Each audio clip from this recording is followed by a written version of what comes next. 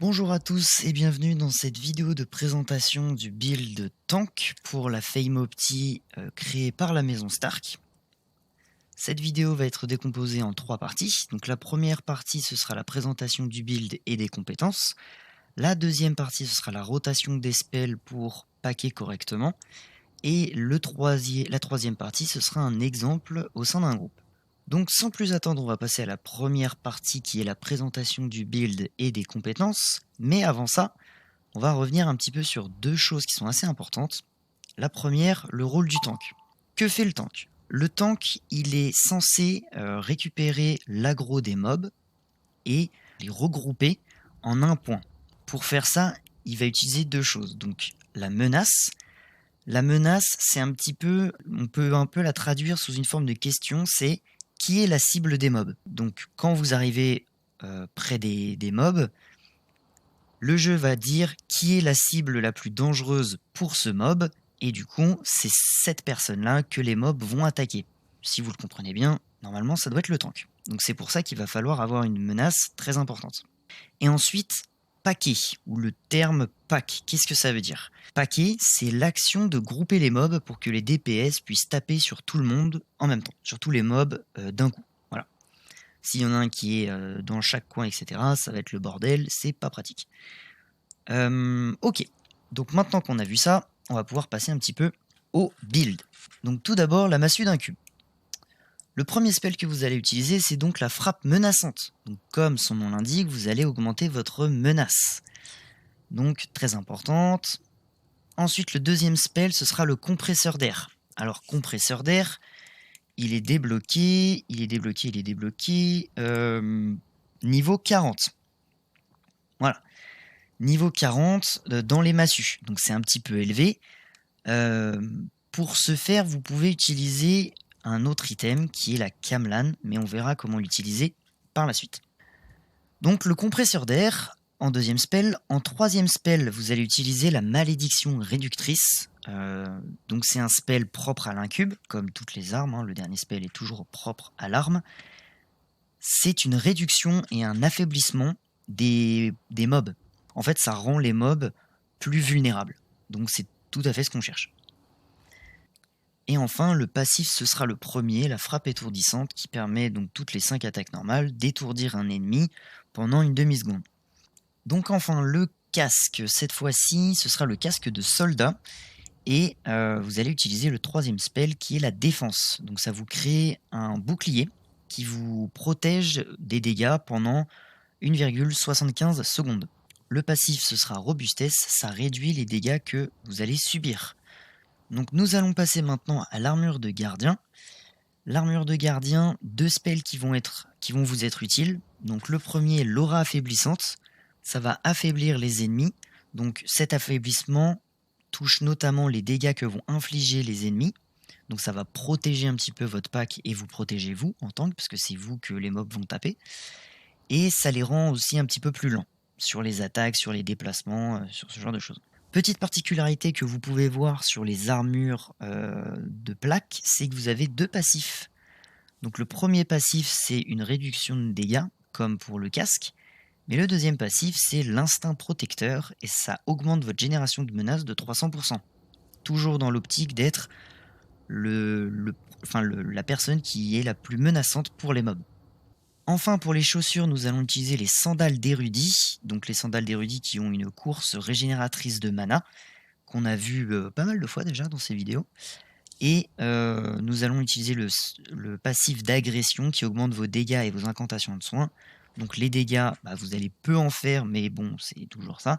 Et les soins, normalement, vous en donnez aucun.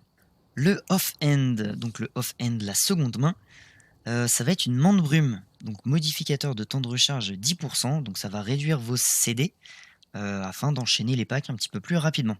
Enfin, pour la cape, nous allons utiliser une cape de Bridgewatch qui s'active lors d'une attaque normale, donc ce qu'on appelle aussi les auto-attaques. Donc ça crée une tornade de sable qui va ralentir les ennemis touchés et qui va réduire les dégâts qu'ils vont infliger. Toujours dans cette idée de protéger un petit peu votre groupe, protéger les dégâts que vous allez subir vous en tant que tank. Donc voilà pour la cape de Bridgewatch. Les consommables, on va prendre des omelettes au porc, donc qui permettent de réduire vos CC, encore une fois, et les vitesses d'incantation. Et les potions, des potions de poison pour les boss, comme d'hab. Donc maintenant, je vais passer aux items un petit peu secondaires que vous allez pouvoir utiliser en tant que débutant si jamais vous avez un petit peu de mal. Donc le premier item, ça va être la massue de Camlann. Donc la massue de Camlann est... En fait, elle va remplacer le compresseur d'air grâce à son ulti, qui s'appelle Vendetta. Vous envoyez une onde de choc dans une direction ciblée. Dès que ça va toucher un ennemi, ça va créer une grande zone rouge autour de cet ennemi. Et tous les ennemis qui seront présents dans cette zone vont être regroupés en un point. Donc ça va faire des packs qui seront nickel, parfois mieux que les compresseurs d'air. Mais le problème, c'est qu'on perd l'ulti de l'incube qui est très important. En second spell, vous n'allez pas utiliser le compresseur d'air, parce que du coup, vous devriez utiliser plutôt l'incube. Pour ça, vous allez utiliser la rune de garde. La rune de garde, c'est une zone que vous allez poser au sol, qui va augmenter vos résistances aux dégâts, et qui va augmenter les soins reçus. Toujours dans cette hypothèse de vous protéger un petit peu plus face aux mobs. La première attaque et le passif restant le même que pour la massue d'incube.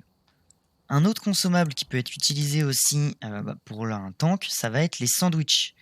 Donc les sandwichs, ça va augmenter votre santé maximale. Donc si jamais vous voyez que y a certains packs que vous avez du mal à faire parce que vous êtes un petit peu low life, un off-end qui peut être secondaire également, c'est le bouclier sarcophage. Donc le sarcophage, il va bonus de génération de menaces. Donc si jamais vous voyez que les mobs perdent un peu l'aggro et vont aller vers des DPS ou même le healer, et utilisez le sarcophage, vous allez faire encore plus de menaces et ça peut résoudre certains de vos problèmes. Et enfin, vous avez la défense contre les monstres de 4,7%, donc toujours dans l'idée de se protéger, encore une fois. Un item qui peut être secondaire aux sandales d'érudit, ça va être les bottes de gardien. Donc sur ces bottes, on va utiliser le premier spell qui est la course. Donc ça augmente votre vitesse de 60% pendant 7 secondes. Et pour le passif, vous allez avoir la réduction de dégâts comme les deux autres pièces d'armure. Nous voilà cette fois-ci dans la partie numéro 2.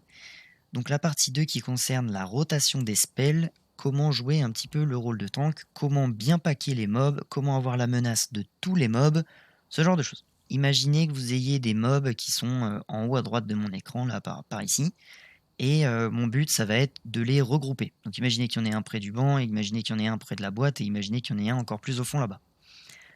Donc ce que je vais faire tout d'abord, c'est claquer la course pour aller près des mobs pour qu'ils m'attaquent moi. Une fois qu'ils vont venir m'attaquer, je vais mettre à peu près au milieu de tous et je vais utiliser le compresseur d'air qui va les regrouper en un point. Une fois que cela sera fait, je les frappe avec la frappe menaçante pour garder l'aggro, pour être sûr que les DPS, une fois qu'ils vont commencer à attaquer, ils ne vont pas reprendre l'aggro. Et ensuite, on peut enchaîner avec la malédiction réductrice, donc qui va affaiblir les ennemis, et ensuite l'aura affaiblissante qui va encore une fois affaiblir les ennemis. Si vous voulez vous protéger, vous pouvez utiliser la défense qui va vous faire un bouclier, et du coup vous serez immunisé pour l'attaque en cours. Donc maintenant je vais passer une petite démonstration en temps réel pour que vous voyez un petit peu comment se passe la chose.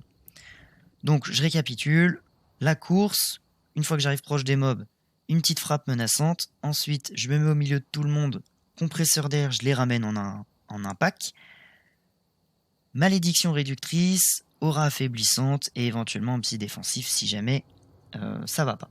Et ensuite vous enchaînez frappe menaçante, des fois la malédiction réductrice peut revenir. Si vous êtes sur des boss, n'hésitez pas à utiliser la malédiction réductrice. Attention, je me prépare. Hop, la course. Je récupère un peu tout le monde. Tac, tac, tac, tac, tac, tac. Je les frappe un coup. Compresseur d'air. Un cube. Aura affaiblissante. Tac, tac, tac. Je continue avec des attaques. On peut continuer. Si jamais je vois que c'est un peu compliqué, le petit bouclier. Et on continue, on continue, on continue comme ça jusqu'à ce que le pack tombe. Donc un placement qui va être important quand vous êtes tank, ça va être d'être opposé par rapport à ce qu'on appelle la partie. Donc la partie, c'est le groupe de DPS et le groupe de healer. L'objectif de ce placement, ça va être d'éviter que les mobs fassent des AOE en direction de vos DPS et en direction de votre healer. Ils ont déjà pas mal d'AOE à esquiver. Si en plus vous leur mettez des AOE dans la tronche, ils seront vraiment pas contents et ils vont devoir beaucoup bouger. Et du coup, c'est du temps de perdu à attaquer. Donc par exemple, imaginons qu'il y ait des mobs, que le pack de mobs il est au niveau du banc. Imaginons que les healers et les DPS sont derrière moi au moment où je veux prendre le pack, donc ils vont être à peu près par ici. Moi je vais me mettre de ce côté-là, comme ça. Et je vais continuer comme ça d'attaquer, machin, l'incube, etc. Voilà. Pour la partie 2, je crois que j'ai fait à peu près le tour, et du coup on va pouvoir passer à la partie 3, l'exemple au sein d'un groupe. Nous voilà maintenant rendus dans la partie numéro 3 de cette vidéo de présentation du tank. Et dans cette partie, nous allons voir quelques exemples au sein d'un groupe. Donc là, je suis avec des membres de la maison Stark. Il y aura plusieurs donjons car les spécificités des mobs sont assez différentes. Et dans ce premier exemple, on est dans un mort-vivant, donjon mort-vivant. Et on va tout de suite commencer avec le premier pack. Donc, comme vous voyez, je me dirige vers les mobs, je claque le sprint, je me dirige au milieu, je groupe, un cube, je reprends un peu la menace, on sait jamais, un petit bouclier pour se protéger, une aura affaiblissante pour me protéger moi et puis même éventuellement Gabing qui ici est en corps à corps. Et ensuite voilà, on fait des frappes menaçantes. Spécificité de ce pack, il y a un scorpion. Et le scorpion va grab des personnes qui sont complètement aléatoires du groupe. C'est pas parce que vous faites que vous gérez mal votre menace ou quoi. Non, le scorpion grab les personnes au hasard, donc vous y pouvez un peu rien si jamais il grabe votre healer, s'il grabe vos DPS. Voilà. Deuxième exemple avec deuxième petite spécificité, une tour. Alors les tours dans les morts vivants, c'est l'élément à focus. Donc là, il y a un mage. Les mages, c'est des mobs qui sont assez forts et qui peuvent être assez embêtants. Mais vous focussez vraiment en priorité les tours. Parce qu'en fait, elles vont générer des fantômes. Et si vous les laissez trop longtemps, ça va user vos DPS, ça va vous user vous. Donc il faut faire tomber la tour au plus rapidement possible. Essayez de garder votre frappe menaçante au moment où la tour va faire spawn les fantômes. Ça vous permettra de récupérer l'aggro. Parce qu'en fait, le jeu est un petit peu mal fait à ce niveau-là. Quand les fantômes vont spawn, même si vous frappez comme corps et âme la tour, les fantômes vont aller sur des personnes un peu, pas random, mais les premières personnes auxquelles elles vont subir des dégâts. Ou les premières personnes qui vont générer de la menace. Et c'est pas forcément vous. Si vous faites pas une frappe menaçante au même moment, ce sera pas vous. Donc il y a deux techniques pour récupérer ces fantômes. Soit vous faites une frappe menaçante juste après qu'ils aient spawn, soit vous utilisez l'aura affaiblissante. Et du coup, l'aura affaiblissante normalement fera en sorte que les fantômes iront vers vous. Voilà, dès le début. Mais mettez quand même une petite frappe menaçante sur les fantômes pour être sûr de toujours garder l'aggro. Et si jamais vous voyez que des fantômes partent vers un DPS ou quoi, n'hésitez pas à aller vers ces fantômes, faire une frappe menaçante pour récupérer l'aggro. Ne laissez pas vos DPS ou votre healer prendre des dégâts. Donc ensuite, pack un petit peu plus normal, si ce n'est qu'on a 2 DPS, enfin 2 DPS, 2 distances, pardon. Et vous voyez, j'ai un petit peu de mal à ramener les deux archers l'un sur l'autre. Donc je vais devoir utiliser mon bouclier. Ils vont enfin vouloir aller l'un vers l'autre. Donc là, mon erreur, ce que j'aurais pu faire pour qu'ils se regroupent plus tôt, c'est de vraiment aller chercher les mobs comme je l'ai fait, mais de repartir encore plus loin de là où on venait, pour que les premiers mobs, enfin pour que le deuxième archer aille sur le premier. Voilà. C'est un petit peu compliqué de packer plusieurs distances quand il y en a, mais voilà, c'est des techniques, c'est vous faites semblant de vous en aller, et du coup les mobs vont vous suivre, et il y a un moment, les deux archers vont être à peu près au même endroit.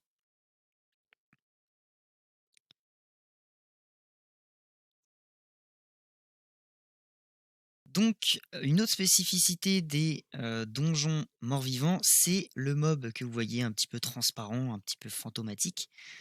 Nous, on appelle les mobs disco parce que ils font plein d'AOE et ils font surtout celle-ci, les deux cercles qui vont tourner en rond autour de lui. C'est une AOE qui fait très mal, qui occupe beaucoup d'espace, et vous voyez, il rajoute plein d'AOE un peu partout. Donc voilà, focussez lui avant de focuser les mages, voilà. Et on termine tranquillement le mage. Voilà. Donc là, j'allais partir pour attaquer le boss, mais j'avais l'aura affaiblissante et je n'avais pas la provoque. Pensez toujours à garder, à changer de spell et prendre votre provoque.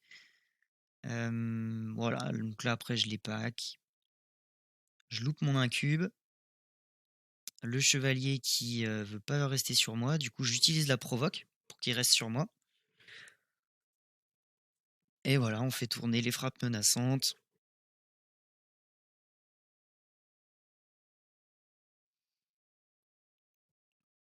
On évite les AOE au maximum, sans trop casser le pack.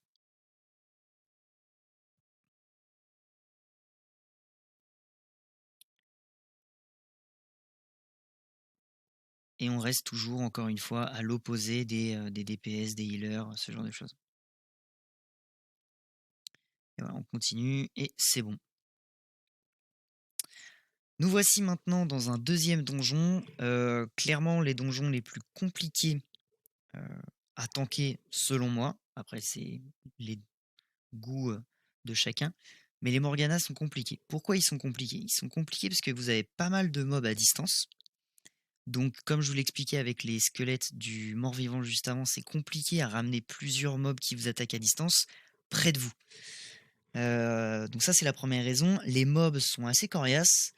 Il y a des monstres de magma qui laissent des zones au sol. Donc pour les cacs, et vous en faites partie, hein, vous êtes un tank, vous êtes un peu au cac, c'est compliqué.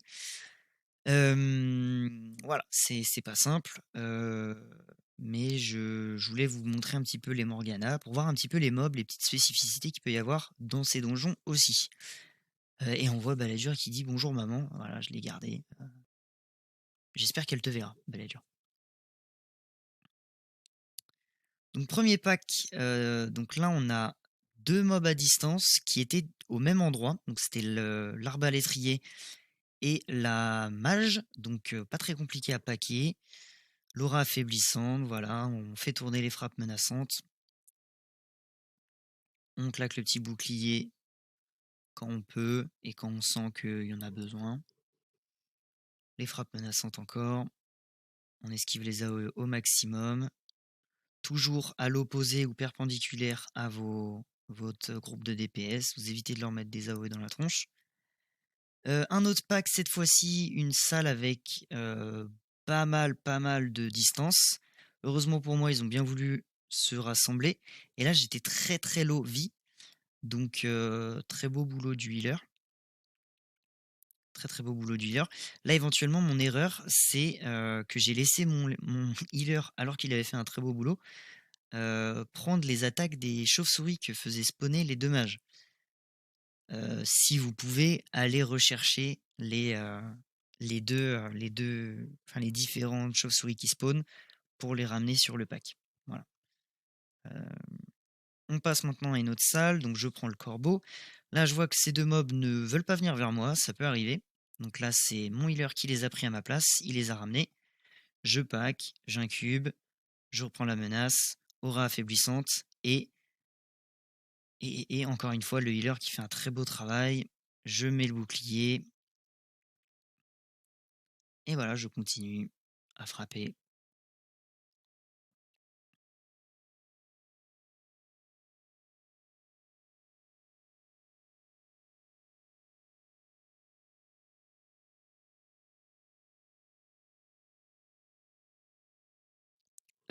On repart maintenant sur un mort-vivant. Et cette fois-ci, c'est une goule. Et la goule, voici son attaque un petit peu spéciale, c'est les crachats. Les crachats font énormément de dégâts, c'est un grand cône. Donc essayez d'orienter ça vers vous et surtout pas vers vos DPS et vos healers. Les petites zones, vous y peuvez un peu rien, hein, si il crache un peu sur tout le monde. Mais voilà, une fois qu'il a craché, vous évitez le crachat et vous vous remettez devant lui pour être prêt sur le prochain crachat. C'est quelque chose de très important. Voilà. J'hésite pas à claquer le bouclier pour passer à travers son crachat sans prendre de dégâts. Et voilà, je continue. Alors je crois que je vais déplacer un petit peu le boss parce que là il commençait à y avoir un peu de zone aux alentours. Voilà, je vais le remonter juste après un crachat, j'en profite. Ça me fait esquiver l'AOE et en même temps ça me permet de le replacer.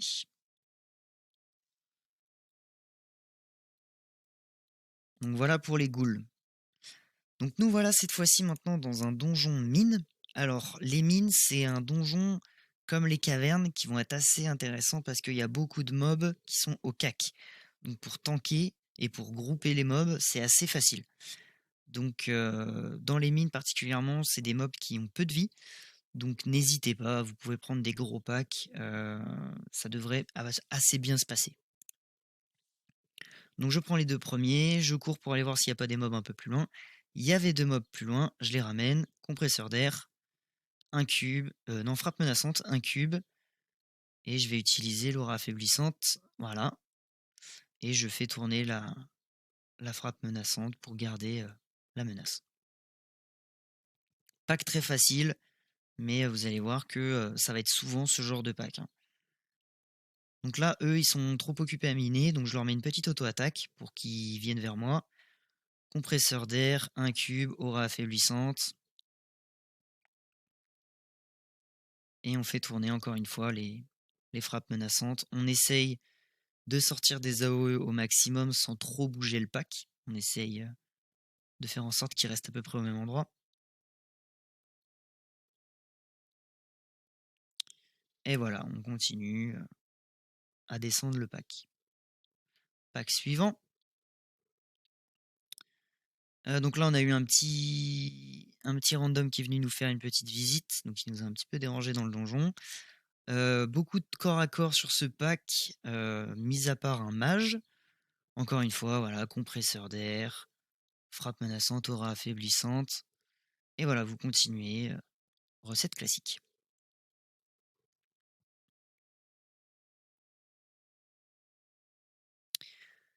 Sur ce pack 3 mages, encore une fois, là, des petits mobs qui sont trop occupés à miner ou à récupérer des ressources dans des tonneaux. Donc une petite auto-attaque et on reprend le pack, voilà. Alors n'hésitez pas, le mage de feu va faire des AOE en cône qui vont tourner, comme vous pouvez le voir. Donc quand elle arrive sur vous, n'hésitez pas à claquer le bouclier pour éviter de prendre ces dégâts. C'est des dégâts qui font assez mal et ça peut être intéressant de vous protéger de ces derniers. Nous voici donc rendus à la conclusion de cette vidéo sur la présentation du build de tank. Je vais revenir sur quelques points parce que cette vidéo est un petit peu plus longue que les autres. Première chose sur laquelle je vais revenir, c'est le rôle du tank. Donc votre rôle c'est bien de avoir une menace suffisamment importante pour que tous les mobs souhaitent vous attaquer vous et pas quelqu'un d'autre. Si jamais quelqu'un reprend l'aggro, n'hésitez pas à utiliser votre frappe menaçante sur le mob en question pour la récupérer. N'hésitez pas à utiliser votre provocation sur les boss. Tous n'ont pas besoin de la provoque, mais vous allez apprendre petit à petit en fonction des boss lesquels ont besoin et lesquels n'en ont pas besoin. Donc pour le début, utilisez la provoque sur tous et vous allez vous rendre compte en fait que certains ne perdent pas l'aggro. Pour les donjons de caverne, j'aimerais revenir sur les mamas. Donc les mamas, c'est celles qui posent une zone au sol et qui transforment en géants les mobs qui s'y trouvent. N'hésitez pas à la focus avec l'auto-attaque, car votre passif sur votre massue, ça étourdit l'ennemi. En utilisant cette interruption, cela va interrompre la mama et donc va enlever cette zone. Et c'est très important de l'enlever au plus rapidement parce que s'il y a trop de mobs, ça peut vraiment rendre le pack très difficile à faire tomber. Pour les donjons de Morgana, comme je l'ai dit et comme vous avez pu le voir, il n'y a pas eu beaucoup d'images parce que j'ai encore beaucoup de mal à faire tank dans ces donjons-là. Il y a beaucoup de mobs à distance, les arbalétriers se bump, les packs sont difficiles à réaliser. Donc voilà, c'est peut-être les types de donjons où il faut le plus travailler. Maintenant, dans les donjons de morts-vivants, n'hésitez pas à focus les tours avec les spawns des fantômes, c'est vraiment le plus important. Ensuite, n'hésitez pas à focus les mobs spectres, donc les discos, là, ceux qui font les grandes zones de tourbillol autour d'eux. C'est vite le bordel. Donc il faut absolument les faire tomber le plus rapidement possible. Et ensuite, il y a les mages. N'hésitez pas aussi avec les ghouls à faire attention vers où vous allez orienter le crachat. J'ai bien insisté dessus, mais encore une fois, j'insiste parce que c'est vraiment une AOE qui fait très mal. Donc voilà, globalement, c'est à peu près tout ce que j'avais à dire sur le build de tank. Alors, comme vous le voyez à mon inventaire, j'ai la mante brume et les sandales d'érudit. Donc, éventuellement, j'aurai les omelettes. Donc pour ma part, comme je vous le disais, puisque je débute, j'ai beaucoup utilisé les bottes de gardien à la place des sandales d'érudit. J'ai beaucoup utilisé le bouclier de sarcophage. Et les omelettes, j'en ai peu utilisé, j'utilisais beaucoup plus par contre des sandwichs. Et voilà, j'espère que cette vidéo vous aura plu et qu'elle vous aura donné envie d'essayer au moins le build de tank, car c'est sans doute le build qui demande le plus d'attention. Voilà. Je vous remercie pour avoir regardé cette vidéo et je vous dis à plus tard.